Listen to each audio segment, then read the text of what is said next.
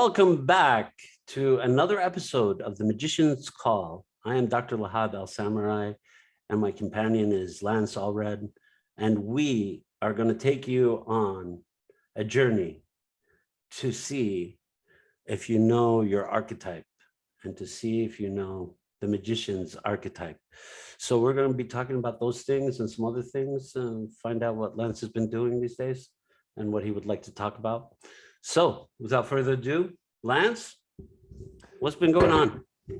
Good to be back. Thanks for having me. I have been just quietly sitting and reflecting and working on more archetypal explorations. And, as I journey through the archetypes and sit with each one, really coming to know, which part of the body, which spirit animal, which crystal gem, other things like which body chemical are the ones that activate the archetypes within us. And doing those kind of explorations. And that's where I have been as you've been traveling. I've been kind of grounding myself, hiding out in my home and exploring some of these things. And it's been interesting. Do you want to talk a little bit about some of those discoveries? You don't have to share too much. I know that you're writing a book, so I don't want you to but maybe like a story. Let's explore. So, the magician can be pretty broad. Yes. There are sub-magicians. There's the druid, there's the sorcerer, there's the wizard. Correct. A magician is anyone that's able to tap into the mystical and magical powers, or cosmic powers that defy 3D physics. Correct. And so the magician is a very broad overarching, but the magician itself, the spirit animal would be the toad. The toad is camouflaged. The toad hides out in the woods. As a kid playing in the wilderness in Montana, dry as all gets out sometimes, but when the rain comes, the toads would emerge in the forest. Because when the rain comes, that's when most people hide. That's when they go out. That's when the magician can finally come. And the toad is able to transform, transmute, and bend itself and contort itself into many shapes and sizes to get to interesting places. So toad energy, if you have found yourself drawn to toads, or toads always emerge and you find them in curious places, toads have always popped up on my radar wherever I go and I see toads. And I have found that to be very interesting. The body part, the psychosomatic part of the body that aligns with the magician is the left ischium bone, which is the circular bone at the bottom of the hip that creates the pocket where the hip joint, the ball joint, is able to be pocketed and move and rotate. And so left hip ischium, if that is an area, if you have lots of sciatica or nerve pain running down the left side through the butt, through the left ischium there, nerve issues, that is often a sign of magician or repressed magician that is not flowing, that magic has been suppressed, that you are not allowing your full chi or oneness with the universe to flow through the body. That I have that happen to me quite a bit. Left hip sciatica is a big issue, and it runs through the ischium. And so that has proven to me to be a reminder, okay, whenever my left hip issues are flaring up, it's quite often, one, because I'm stressed, but I'm also too left-brained, and I am taking myself out of the magical, and I'm trying to operate in basic 3D. And that's when I lose my power. That's when I lose the source there. Amino acid would be alanine. That's a chemical in the body. It's let's see, it's just the proteins that the amino acids need and use. So alanine, it's kind of hard to like go into any fitness shop or vitamin shop and say, I just want alanine. But there are ways, dietary ways, you can get those proteins into your amino acids, and that's something for people to research. The reason why I explore these things is in my book of work, my body of work, I'm creating several different touch points for people who operate in different worlds, um, to find commonality. So there are people whose brains function more from the scientific or the engineer, and they're going to say, okay, the amino acid thing is interesting. There are people who operate, strictly in the body, masseuses or psychosomatic workers who are going to recognize the left hip. They'll be interested by that. There are people who study the mudras and yoga positions. And so what I do is I find the mudra or the yoga position, for example, that activates the magician or whatever archetype I'm working on, so that people are able to, wherever their frequency is at, find commonalities and recognize that this archetype transcends cultures, that it's everywhere, and has different portals or access or entry points into this dimension. And so it's kind of like a glossary where I am able to, again, allow people to bridge their differences. Mm. Very interesting, Lance. It's very interesting work that you're doing. I was thinking about the magician archetype, and I was thinking about, um, since I'm in the realm of the unconscious and always been in the realm of the unconscious, I was thinking about how the energy shows itself. Mhm. And I was thinking about how the magician shows themselves in the world, and do they show themselves? Like, because the magician um, is not a showster. Is not like somebody who likes to go on the show. No. It's somebody who likes to stay hidden in the Mhm. background. Yes. But the Like trickster likes to show up. trickster likes to show up. Toads like to stay hidden. Yeah. The trickster, the fox or the coyote, Yes. loves to show up and get people's attention and get them to Yeah. chase after fool's gold. Yeah. Um, but the trickster is sacred as well. The Correct. trickster has a lot of alignment with the shaman. The shaman spirit animal is the phoenix, because if you have relations with Native Americans and my mentors in those realms, the simple definition of a shaman is someone who suffered many deaths, Mm, and they are becoming a bridge. mm, And that's a simple definition. In this world of gentrification, where people think, oh, if I just get a leather drum and bang it and give people ayahuasca, I'm a shaman. mm, That's not really the sacred purpose of a shaman. The shaman is simply someone who's had enough deaths that is able to surrender their own ego and lay themselves down as a bridge through their own pain and their own heartbreak and their deaths, that serve as a cross barrier to allow people in this realm to have access to oneness or source, to have their own direct conversation with their divinity within themselves. mm, That's the job of the shaman.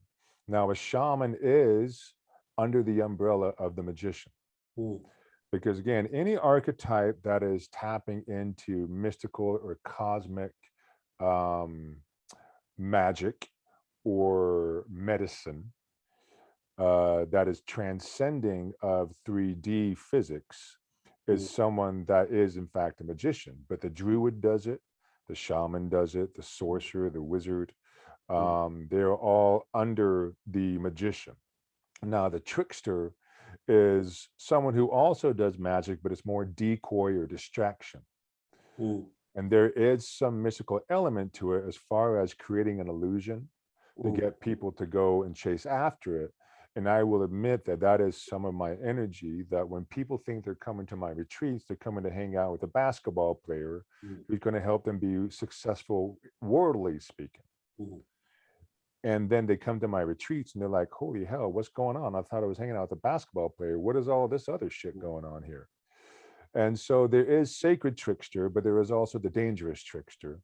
There's a shadow to every archetype. mm, And the dangerous trickster, again, uses magic in a deceptive way to get people to expose their own finances or their own stability and their wealth mm, in hopes of a shortcut, magical shortcuts. mm, But here's the thing: a real magician knows the magic is gritty. mm, There's no shortcuts when it comes to actually manifesting and bringing in magic from the divine down to the 3D realm. mm, It takes a lot of hard work, mm, sweat, heartbreak, blood, mm, tears. mm, It's gritty. And mm, so when people are looking for the magical shortcuts, that's where the shadow magician is tempted to allow people to believe that they're going to bypass the heartbreak of life. But that is the essential need of resistance. Resistance, as in the 3D realm, makes us stronger, but that is also the access point where life comes in. Just as a baby's born, there's great pain, there's great resistance, there's great endurance as being built, friction for life to come into this world. That's magical. When a baby is born, that is pure magic. Anyone who's been in that experience knows it.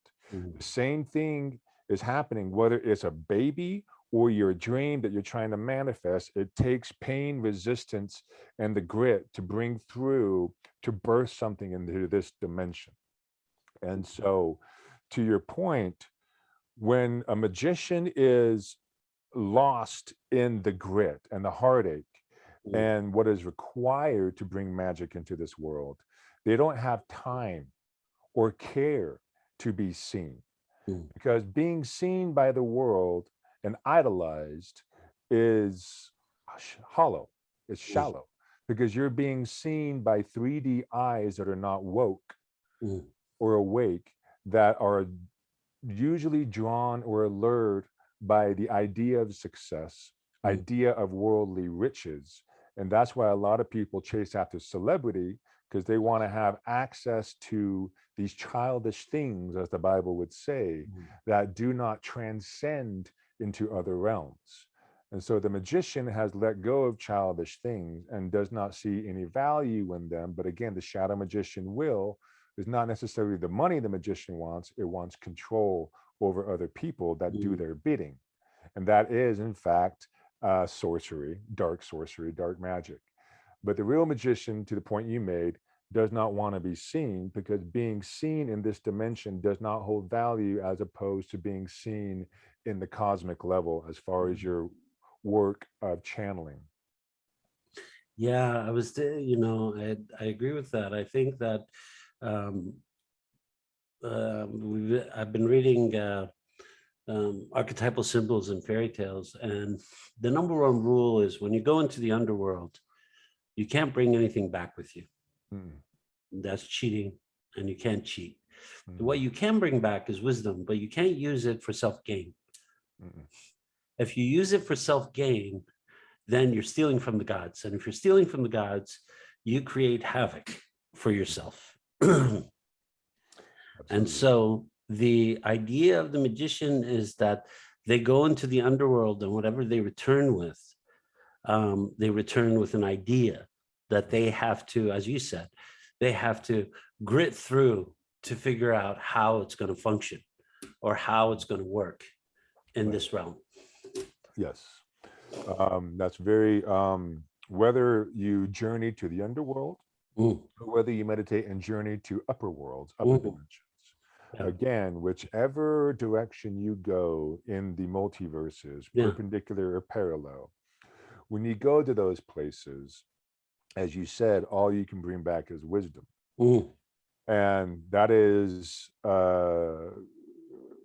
parables or fairy tales as old as time itself, that is correct. said when people gain access to, quote, the secret Mm, or to pearls of great wisdom, and they try to exploit it for their own gain, yeah, that's when havoc is caused. That's when people correct. are led to the dark. That's where idolatry, that's where a lot of organized religions lose their way, Yeah, because they lose the purity of the message. Most religions in their source mm, come from the same place. of course. For any religion to claim that they have the monopoly on truth is complete sacrilegion, because they all, and when you get to it, Buddha and Jesus of Nazareth were speaking to the same things. Mm. And once you get an organized religion Well, they behind come it, from the same things. absolutely. Yeah. And then once you have people that have that source and that wisdom, they're like, oh, wait, how can we monetize this? Yeah. That's where it goes awry. And that's where people are led and entrapped into confines, into cults, where I was definitely born and raised, Yeah. where sadly, people are then turned off to the mystical, to the magical, because they think just because an organized structure is a religion is man-made. Yeah. And yet it's trying to harness universal truths that cannot be harnessed. Yeah. And yet they do that to exploit people. And as I said, the dark sorcery, they want to have control over the masses. It's not necessarily the money, but they want to have power over others. And that is, I mean, we can get fully meta here. There are definitely different higher conscience tribal beings that are playing different games on this planet. This planet is a chessboard of people playing several different games. Mm. Some people are playing the game for money. Some people are playing the game for power. Mm. Some people are playing the game for wisdom and clarity. Mm. And there's other little subtle games going on too. Mm. But the question is, you have to ask yourself, which game am I playing? Mm. And so when people think everyone's trying to climb up the same mountain, they're not. Mm. Most people who are playing the game for power and money think everybody else is playing the same game. Mm. So they get very territorial and they move into scarcity. Mm. But once you realize, hey, I actually don't have to climb that mountain. Mm. What the magician does, the magician says, I'm not playing the game of power or money. I'm actually moving to wisdom and clarity. And again, how do I manifest magical consciousness, universal consciousness that is far more advanced and intelligent than this 3D dimension can even begin to comprehend? And how am I able to birth little bits of it in my generation?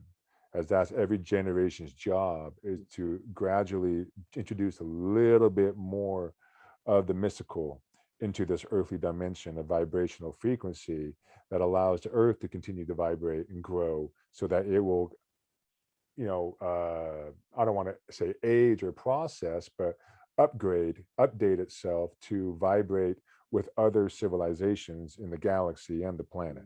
I know this sounds totally sci-fi, but that's what the magician does, is that they're able to see in different realms, and they're able to see multi places at the same time. And just because there is the toad, that's not to say that the raven and the crow aren't strongly aligned with the magician, but that is more the druid. The druid is the one that wants to stay in the wilderness, that communes with the trees, that understands that nature itself are the actual sacred divine portals. It's not that the druid doesn't say, oh, alien civilization, does it exist? The druid knows, but the druid says, alien civilizations don't come here through a plane in the sky. That's very left brain. That's very linear. It's actually the sacred portals in the wilderness, in the wild, that are open, that other dimensions are open, that other civilizations come through. Mm. That's something that as a child, call me crazy or whatever, with the silent world that I lived in, playing around in the woods, there are things that you just see. Mm. Well, and it's not about being crazy, because what we're talking about is we're talking about the different realities that we experience. And we experience different realities all the time. We experience a different reality when we go to sleep. We are not in our bodies anymore. We are somewhere else. I call it the underworld or the spirit world or the other world. You're calling it the above world or the underworld. It doesn't matter. It's another world. It's another reality. And that other reality is not the same reality that you're visiting all the time. It could be several different realities. According to the dreams that we have, we see that we are in somewhere else where time doesn't really exist, because I am in the past, I am in the present, I am in the future. I look older, I look younger, I'm acting, but I know myself throughout these ages. And I was talking to one of my clients today, and one of his dreams has him as the old man. At first, he meets the old man and he wants to meet the young man. And as the dream goes on, he ends up working in a garden. And after he finishes working the garden and fixing the garden, he ends up being the old man. Mhm. So he transforms into the old man. So he's magician archetype. So he identifies as a sage. He says, I'm the sage. I said, well, that's just another term for magician. It's Mhm. just another way to see the world, the sage. Mhm. Yes, the sage is the one that all they care about is wisdom. Mm, That's their only currency of the sage. yeah, The sage has achieved and walked the worldly path to see how hollow it really is. yeah, But the wisdom that's gained from the hollowness, in fact, makes the hollowness have great currency. yeah. That you have to have that disenchantment. And so the sage is very magical, very powerful, in that they are able to help other people um, move through the disenchantment, and not from judgment or superiority, as the sage moves very patiently as they age and they go through the world in their latter years, being able to understand that it's not our job to make unconscious awaken itself. Mm, That's impossible. No archetype can do that. no, The only thing we can do is be there when the unconscious is starting to shatter mm, and light shining through, and you're mm, able to be there to help it fully awaken in and of itself. mm, And again, that is a magical place to be, mm, as far as almost a midwife of spirit, to allow universe continue to birth and recognize itself, and to fully awaken in its own conscience in different vibrations and in this 3D vibration. mm. Interesting. Yeah, um, when I think of the magician, I think of the alchemist. Mhm, I think of transforming something into something else. I think of the transformation process. I mhm, think of how poison is used as medicine. mhm, I'm thinking about how energy is used against energy. I'm thinking about, there's nothing crazy that you say, because we know that in CERN, they've been bombarding particles that they can't see towards each other at massive speeds to mhm. try to figure out what's the smallest particle. They keep going Yeah, lower. that's the So, God particle. huh? Yeah, the God particle. So they've been searching. They've been searching for something that is unseen, Mhm, not part of this reality, but it creates this reality, which is mhm. fascinating always. Right. That as not part of this reality is actually the creator of this reality. And I think the archetypes are the same. They Mhm. are not part of this reality, but they're the creators of this reality. Yes. Yeah, I think you're speaking very truthfully there, that a lot of people in their left brain consciousness want permission Ooh, to allow magic in, yeah, that they feel they are losing control if they allow the unexplainable yeah, to live and thrive in this world. yeah. That it gives them great concern because they cannot control it, they cannot contain it. And that terrifies a lot of people because they want to be able to understand everything they see. Yeah. And as we all know, the cliche, people fear what they don't know or don't understand. And that is really at the essence when people are drastically searching for the God particle, or the atheist says, I will not believe until I am given true evidence, Yeah. empirical evidence that can be replicated or duplicated. And Mm. the magician laughs and said, um, that's the antithesis of what magic is. Yeah. Magic cannot be duplicated or replicated to look exactly the same every single time. No. But here's something that's magical. Mm. I'll put it in an athletic perspective. Everywhere I went around the world, in a 40-minute game, it's like the coaches just knew you only play Lance Allred 28 minutes a game. Mm. And in those 28 minutes per game, I averaged 16 points and 10 rebounds in every league around the world. What that shows at the surface level, oh, Lance is consistent. He's a pro. But what that says to me, I didn't play with my hearing aids in. Again, I was in my own little bubble, in my own little world. that it was not replicated or duplicated at a scientific data level. As far as, did every game I play, were all my buckets and shots the exact same? Mm, No. mm, But somehow, some way, the magician continues to bring it into the world, even if it cannot be fully explained. mm. And so when you see those great athletes that are in fact magicians, the ones that consistently score like the same amount of points every single night, how are they doing it? They're channeling magician archetype Mm. that a lot of the MBA, the masters in business that are trying to take control of the NBA, they're Yeah. trying to move into the heart centered, into the mystical, and they're trying to control it with numbers. And they're trying to castrate or minimize the athlete and the magician by saying, I can put your magic inside of a stat sheet. I could quantify it. I can quantify you. Yeah. And the athlete says with the big heart, you will never be able to quantify me. Yeah.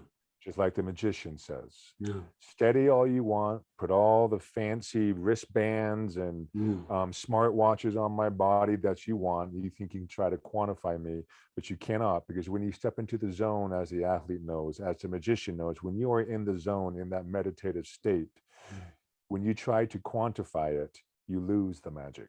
Yes. Absolutely. You can't force it. Magic is No, never forced. no. Magic is a gift. It comes from the universe. And the only way to access it is to be open to the universe. Being closed to the universe does not help you access magic. It will not happen.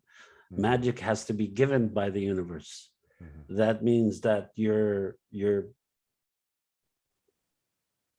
true colors have to come out before you receive mhm. magic.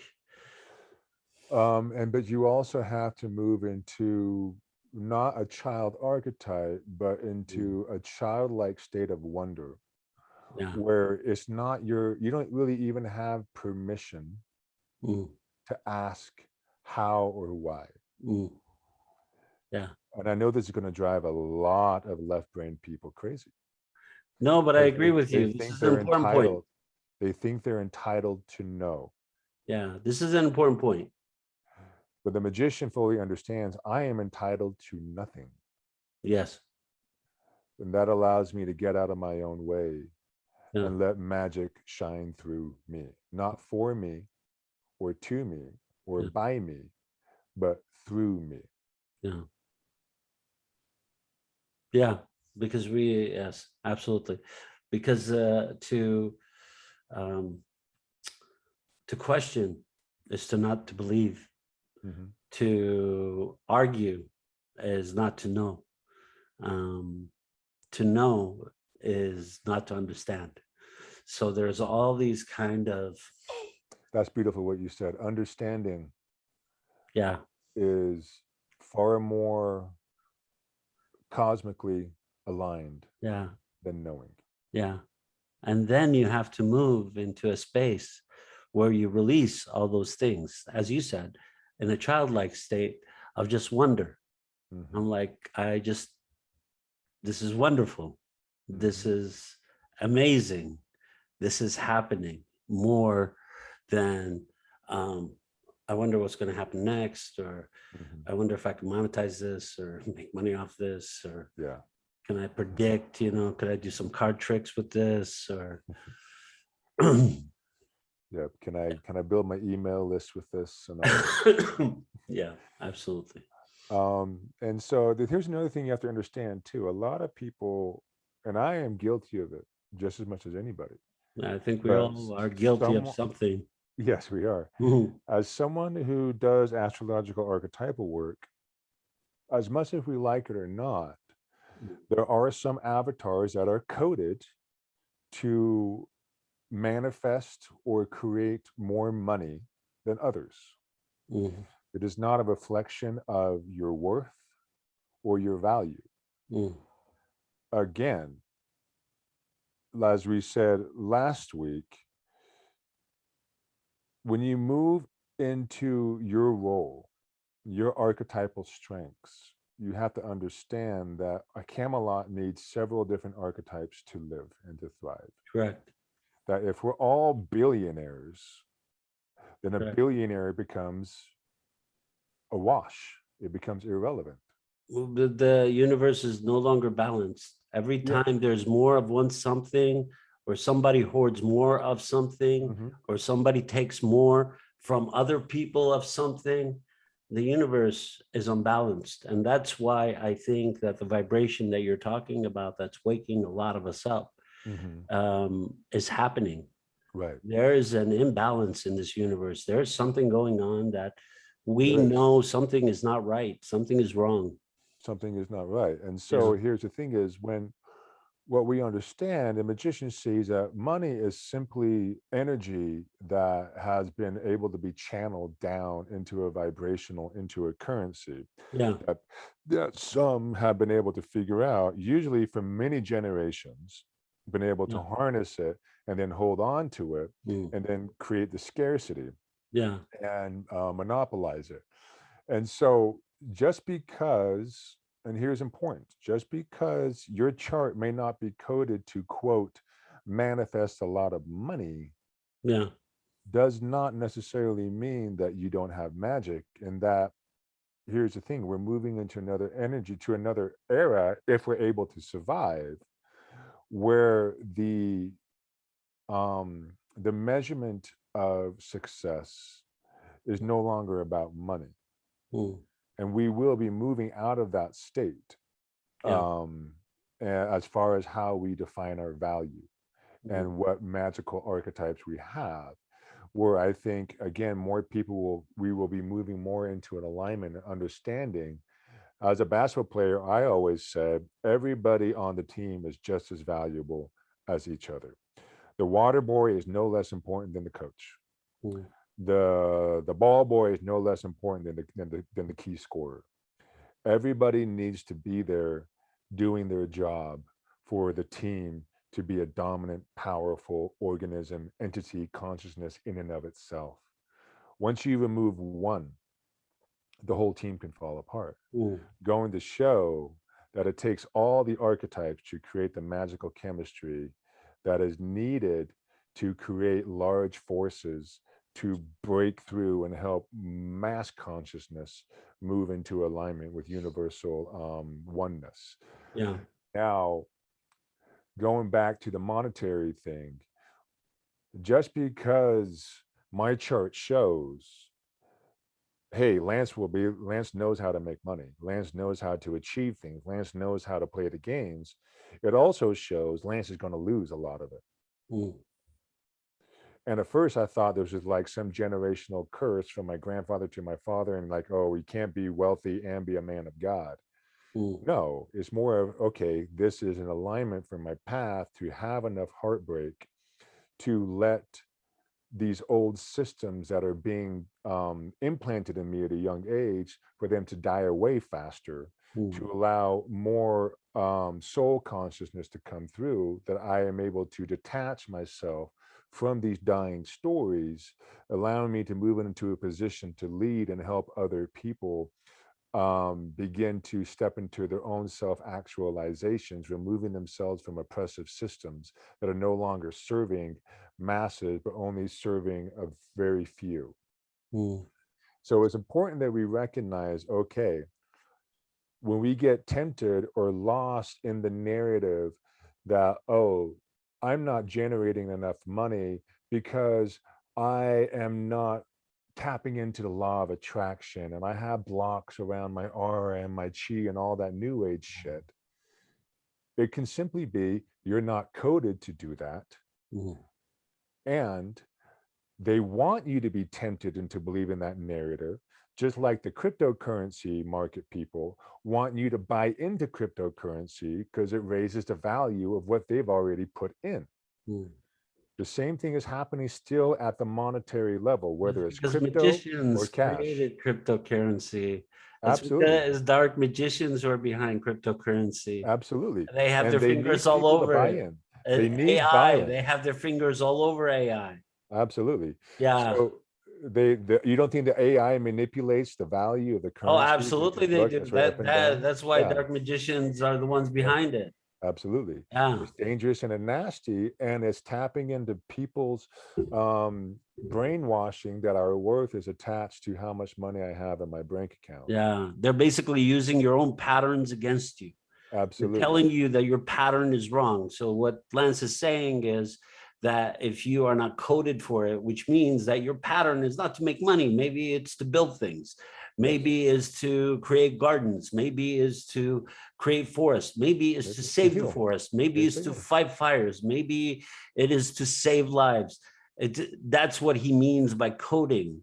It's a pattern. We all have these patterns because, as you said, Camelot was not built by the knights. It was built by the people who did everything else, the ones who brought the water, the ones who fed the horses, the ones who kept the gates locked, the ones who created more children and grew the kingdom. There are different tasks. There's people who fed them.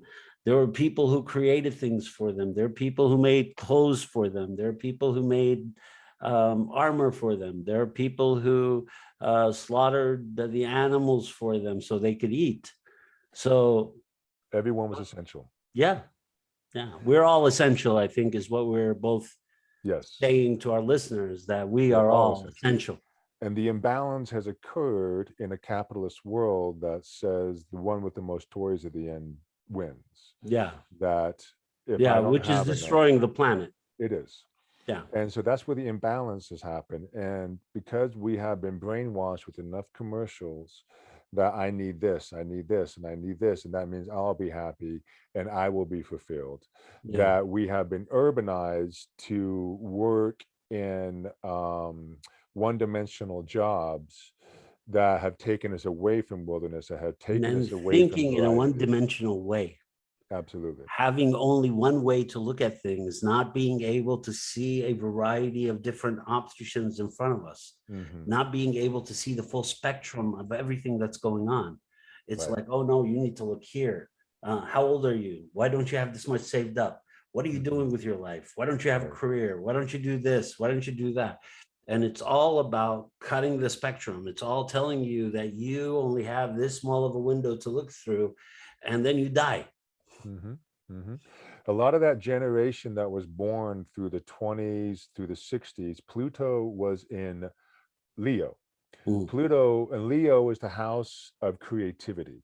mm, The fifth house is the house of childlike wonder and expression, leadership, but also creative expression, what a Leo wants you to express. And Pluto, the god of death and rebirth, he was running amok in the house of Leo, mm, killing individual expression. And so the mm. generations of the baby boomers Yeah, and the Dust Bowl, they yeah, were devoid, they were castrated from creative expression. And that yeah. became the standard because we emerged victorious in World War II and became the leader of the world. That became the standard that said, okay, because we're in charge, because we're the last country standing, basically, it Mm, obviously must mean God is with us. And how did we do it? All right, we became uniform. mm. Yeah, we That's the killed, only way to we be. killed, we killed what made us unique. We did Yeah, to survive. yeah, And there was a necessity to do that, to all the simply time. survive. But Yeah, again, those armies only survived because people knew their roles. correct. But when we take that, we took that military linear way of thinking, and then we made it completely universal as far as everybody needs to wear a suit and a tie and look exactly the same at work. Yeah, Um, but what that has happened when there is a moment, okay, when we're in a war and our very existence depends on uniformity, there's a time and a place for it where we sacrifice all identity. But again, the archetypes were there, everyone fulfilling their small singular duties.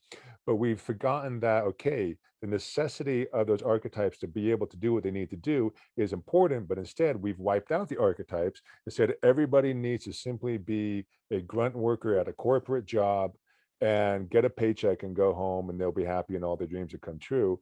But that has killed, again, archetypal growth, archetypal expression, which has then allowed a lot of the money and the middle class to die out as that money is now being funneled to the top 1%. yeah. And what that's creating is the imbalance that we're talking about. Right. because people have been shunned from their archetypes. They have been pushed. They have been. So when I talk about the range of color that you could see in the spectrum, they've also made you only look at one type of color. They want you to move in one type of way. They want you all to look the same. They want you all to dress the same, as Lance said. And they want you all to do the same and worship the same things. Right. You worship money. You worship If we the worship creation money, of. if we worship money, we make their money more valuable. Yes. We're worshiping them, basically. Absolutely. When we idolize Elon Musk and Yes. we put every quote of his and we say that, oh, because Mark Cuban is a billionaire, everything he says must be gospel, because the Yeah. law of attraction, New Age movement says it focused so much on material things that I can attract a lot of money into my life. So that is what you should be valuing too. Musk is a dark magician. I've seen Musk. I've seen Oh, him he's a on magician for YouTube. sure. I've watched him speak, and his what he comes up with, only a magician understands the way he Yeah. weaves his argument. Yeah. No, absolutely. And so even the New Age designers, even the New Age engineers were in many ways dark magicians, Yes. because they were taking sacred truths, but they were contorting it to again buy into the monetary gain. Because we're going to take sacred truths to let you know that you really should be making money. That's the most important thing you should be doing right now. So Yes. we're going to show you that if you take universal truths, that you're going to make more money. So therefore you can be like everybody else. But now that will again allow our own money to become more valuable because you want what we have. Yeah. And so it's important for us to understand, okay, I see the value that I am creating by buying into systems, Yeah. and I can fight against the system and give it more power. Yeah. Or the magician says, I can just take my ball and go somewhere else. I'll create another system for myself to work at. Absolutely. Yeah. So go on, Yeah. Lance. No, Yeah. that's so much, and that is where I realized, looking back, that I have a lot of magician as a basketball player, that I would continually be dismissed from teams after I was first called the team captain, because I was able to bring everybody together, understanding archetypes, creating a safe space for these archetypes to move into a dynamic where everyone was able to fully express themselves on a Yeah. basketball team. But then the coach, who was playing the game of wealth and power, saw that, wait, I can't control Lance. That means he's going to take the team away from me, which was never my intention. Yeah, because coaches are usually king archetypes, right? They try to control all the other archetypes. They try to dictate the way they move and the way they are. Not always, but I sometimes. would say they were usually more the exchequer, the little whisper behind the king, Mm. that is the one that is pulling all the strings, that is focused on the money and power, that doesn't have the persona or the largesse of character to be a king, but they have the king's ear.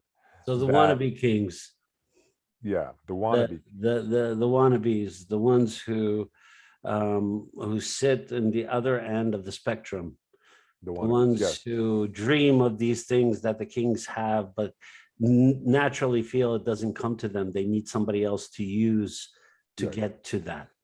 right. But that's the thing, is kings don't, the king archetype naturally has those things. Yeah. And yet we're taught to want them from a scarcity mind point, thinking, oh, look at all the comfort they have.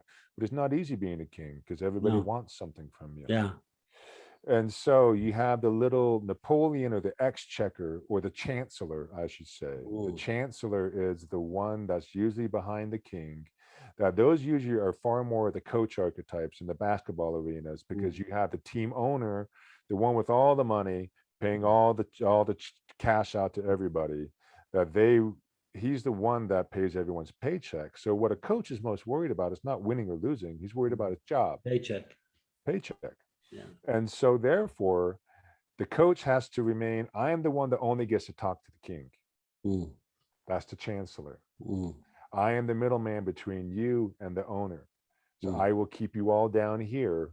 Mm. But because Lance comes in, and Lance would create a change in culture with some Mm. magic, the owner would start to like me, Mm. and he'd directly contact me. The king Mm. would directly contact the magician. Mm. They're always attracted, though. They can't help Yeah. themselves. The king and the queen like the magicians. Always. The chancellor hates the magician Absolutely. because he is a threat to what the chancellor perceives Because as they're not embodied. they're not. They're in shadow. They're in shadow and they are in scarcity. Yeah. And they have politicked their way. And that's how shadow feeds off them, is scarcity. Absolutely. You don't have enough. You need more. You're Mhm. gonna die this way. You're not gonna make it. Yep. Yeah. And so the chancellor looks at the magician and said, it's not fair how quickly he was able to access the king, because Yeah. I had spent 20 years Yes. politicking to Yeah. get access to I've the been king. kissing ass for so long. I forgot what it. Yeah. Mhm. And so the chancellor archetype in most fairy tales, in most medieval movies you watch, is Yeah. usually the bad guy. Yeah. Even Shadow. Sheriff of Nottingham, Yeah. he wasn't king, No. but he definitely was one causing a lot of chaos by Yeah. suppressing a lot They're of things. failed warriors, by the way, the chancellors. Absolutely. That's what they are. They're failed warriors, and they don't have um they don't have the pride or integrity of the warrior. They do not have the Yeah. integrity, no. Yeah. Because again, they have failed to see the value of their own strengths. Yeah. Which is the engineer, the politician in a positive way, the one that can be able to help people see different sides and help people find a common ground. Yeah. The chancellor is the one that understands the tiny nuances that is required to run the fine print of what it takes to run a country, to run an organization. If they would understand, that is extremely valuable. It is needed. And yet, because they get so close to the sun, Apollo to the sun, they get tempted. They think they want a little bit more. They want people to love them. But usually they do not have the charm that the king has to get No, people because to their love them. energy. I mean, the king stands in his or the queen stands in her energy. They don't Yeah. stand if they're true king and queen. They stand in their energy. They They stand stand in in their their power. energy, Yeah. and they are gregarious and giving by nature. The chancellor has to balance that, and they are stingy by nature to make sure that the kingdom will always have enough money to run. There's a necessity to it, but also usually we find that they overcorrect and become too scarce. And they overtax, they overtax. create scarcity, and then they create war and destruction. Exactly. Yeah. And so these archetypes transcend, but obviously a coach has a little bit different than an empowered coach is far more different than the shadow coach that is similar. But you get what I'm getting at. I'm showing that a lot of the Camelot, what is needed to run a kingdom, whether it's your office, whether it's a basketball team, whatever culture, you're going to have these necessary archetypes to make a unit thrive and survive. Yeah. And usually I have found, because basketball has become so monetized now, that there are so many bosses that basketball teams, an NBA team you look at is just a corporate job. And there are so many positions that the coach is nothing more than a glorified mid-level management or a chancellor position. Yeah. And so recognizing this, and here's the heartbreak of it, is that a lot of people, because they think they want the money, they want the power, they don't understand the necessity and the curse that each archetype, or the burden that each archetype carries. Yeah. Every archetype carries a sacred burden.